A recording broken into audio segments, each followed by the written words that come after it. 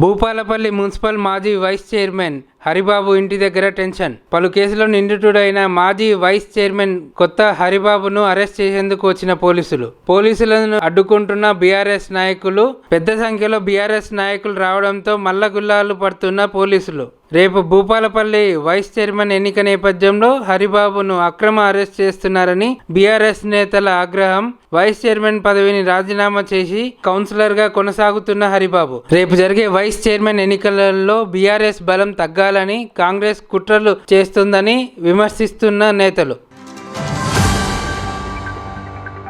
Mahabubabad MP BRS party అభ్యర్థి Malothu కవితపై డొర్నకల్ MLA ప్రభుత్వ whip Ramachandra Nair విరుచుకుపడ్డారు.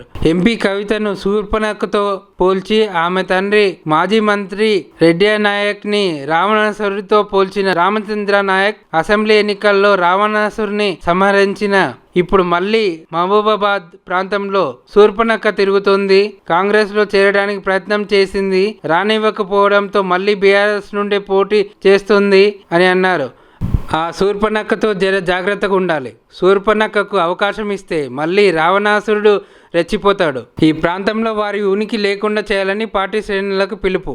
మరిపేడలో కాంగ్రెస్ కార్యకర్తల సమావేశంలో ఈ వ్యాఖ్యలు చేసిన రామచంద్ర నాయక్. సిద్ధమేనా?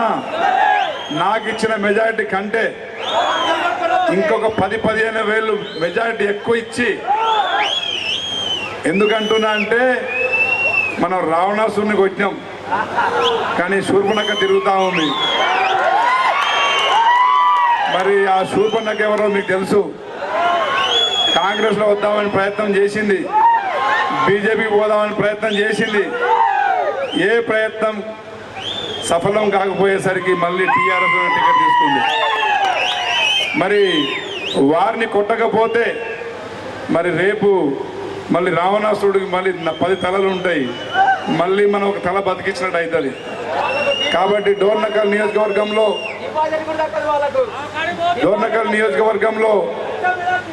మరి వాళ్ళ ఉనికిని ఇంకా మనం లేకుండా చేయాలంటే మీరందరూ ఈ 6 నెలలు కష్టపడాల్సిందే.